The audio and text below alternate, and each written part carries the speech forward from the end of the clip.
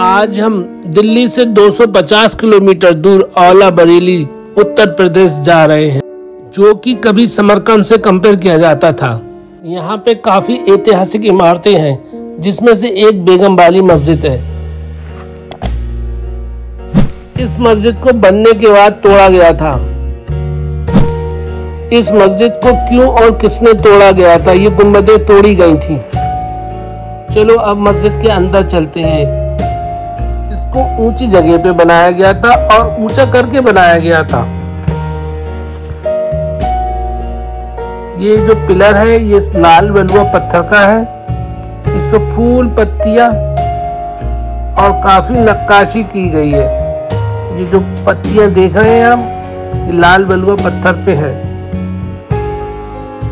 ये ककैया ईंट और पत्थर की मस्जिद बनी हुई है। ये पानी वाली ककैया ईंट पर है। पूरी की पूरी मस्जिद पानी वाली ककैया ईंट पर है। ये वुजू करने की हौज है। यहाँ पे वुजू किया जाता होगा पहले।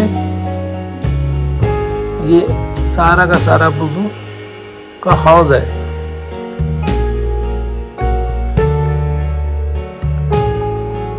ये दूर से देखने पे मस्जिद कुछ इस तरीके की दिखती है।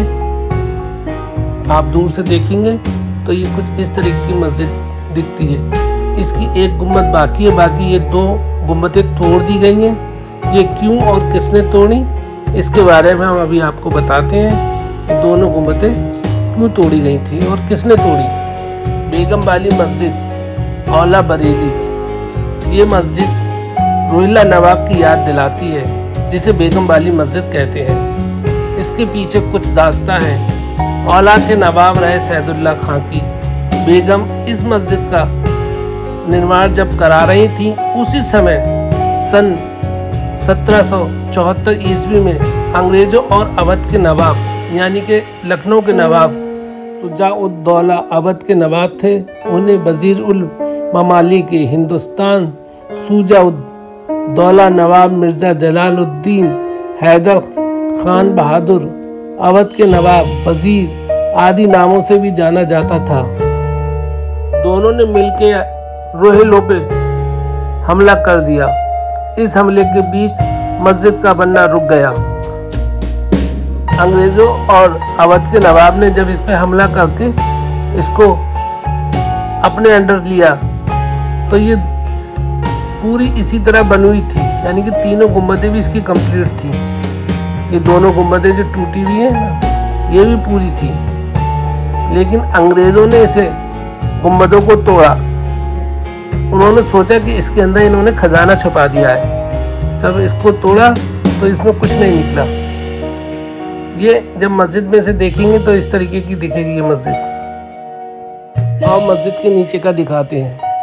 ये मस्जिद के नीचे बड़े बड़े कमरे बनाए हुए थे। ये कमरे मेहमानों के लिए, मुसाफिरों के लिए, व्यापारियों के लिए बने थे। इस मस्जिद के नीचे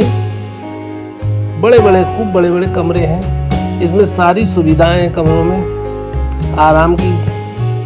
और ये कमरे जो भी व्यापारी आते थे या इनके मेहमान आते थे या मुसाफिर आते थे, उनके ठहरने का इंतजाम था मस्जिद में। ये मस्जिद का पिछला हिस्सा है। ये एक रास्ता यहाँ से ऊपर जाने के लिए। अभी हम आपको नवाब साहब के बारे में बताएंगे, जिन्होंने इस पर कब्जा किया था। ये पीछे का हिस्सा है इसका मस्जिद का। ये सारी मस्जिद खराब हो रही है। ये मस्जिद के आंगन टूट गए। मस्जिद के आगे कुछ छतें वगैरह रही होंगी, वो टूट गई है। ये गवर्नमेंट ने इसमें लोहे के गेट लगाए हैं, जिससे कि इसको कोई नुकसान ना पहुंचाए। ये मस्जिद का पीछे का हिस्सा है। इमाम साहब खड़े होते हैं जहाँ पे। ये सारे के सारे कमरे लॉक कर दिए गए हैं। ये एक जीना इस साइड से है, ये यहाँ से ऊपर जाने की रास्ता है। पीछे से देखेंगे तो कुछ इस तरीके की ये मस्जिद दिखाई देगी। पीछे से आप देख रहे हैं ये मस्जिद, ये साइड से नीचे सारे के सारे कमरे हैं, ये सारे के सारे कमरे हैं। 1858 में जब बरेली पूरा ब्रिटिश शासन के अंतर्गत आ गया तो छबनी क्षेत्र में नियमित ब्रिटिश सैन्य टुकड़ियों की तैनाती की गई। छबनी तब मुख्य रूप से 3 भागों में बांटी गई थी, एक में इंडियन बटालियन, एक में ब्रिटिश बटालियन, एक में खेल के मैदान वगैरह थे।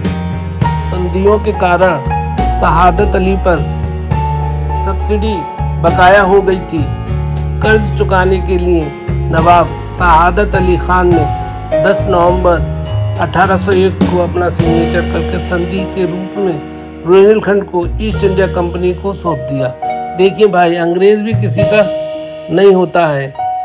ये बाहर से कुछ मस्जिद इस तरीके की दिखती है। कटरे की सबसे बड़ी वाली मस्जिद को बेगम वाली मस्जिद कहा जाता है। दूसरे कटरे को पक्का कटरा कहा जाता था क्योंकि इसे चारों ओर ऊंची ईंटों की दीवार से घेरा गया था। पक्का कटरा घनी आबादी वाला था और वो शहर का मुख्य व्यापारी केंद्र था। इस कटरे के दक्षिण की ओर एक बड़ी दीवार वाला घेरा था जिसमें अली मोहम्मद खान की कब्र थी, जिसे उनके वंशज रामपुर राज के नवाब द्वारा बनाई गई थी। घेरे के बाहर नवाब द्वार बनाया गया था। ये इसका मेन गेट है। ये पीछे से इस तरीके से दिखती है। जय हिंद।